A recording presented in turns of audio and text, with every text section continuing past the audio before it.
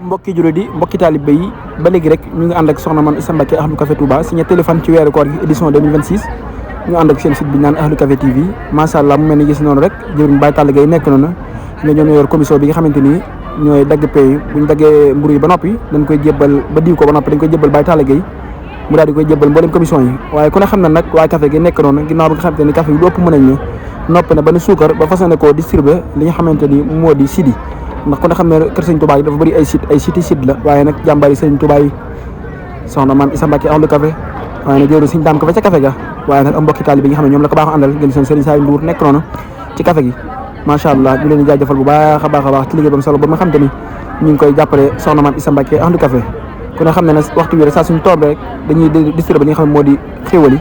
waaye nag ñii ñooy Ahlu Café Touba yokku ba karkal la macha allah seen liggéey bu am solo ginnaaw nga xam ne dagg nañ mburu yi boo commencé koo diw ngir fas yéene koo yóbbu ñoom tamit ci li nga xamante ni moo di lal yi yéen seen jëriñ Mame Thierno ak mboolem sécurité yi nga xamante ni yàlla dogal nañ par comme suñu commission la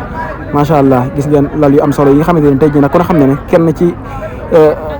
ndogga yi soxna Mame Issa Mbacké yi ñoo aaye muy soxna Khady Sylla di jëwriñ daayira Ahlu Café Touba Darou Khoudoss macha allah ñu som teranga yi am solo yi nga xamante ni tey jii suñu téléphone bi mën nañ ne tey jii moo ko aaye macha allah ñu koy jaajëfal bu baax a baax ak mboolem ñi nga xam ne ñoom la ànduloon liggéey bi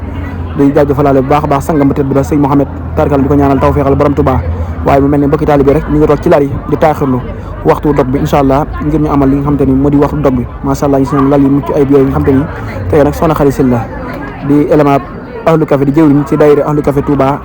Darou Khoudoss macha allah moo aaye ñu koy jaajëfal bu baax a baax mbokki taalibe yi toog ci lal yi kon nga xam ne mi di néew moo des incha allah ngir ñu amal li nga xamante ni moo di waxtu dog bi waaye nag ñu jaajëfal bu baax soxna Mame Issa Mbacké Ahlu Café di doom Serigne Modou Faty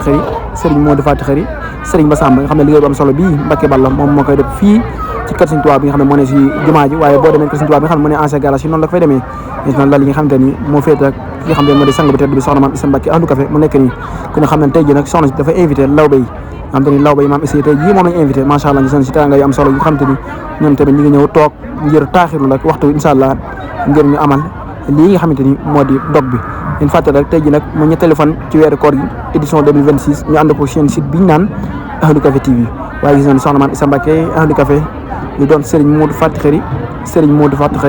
Serigne Massamba di njiital ONG Ahlu Café waaye di jiital fédération Ahlu Café Touba kon Mbacké ñu ko ñaanal baax mu yàgg fi loolu te ànd ak wér di ko ñaanal suñu borom defal ko tawfeex bu baax macha allah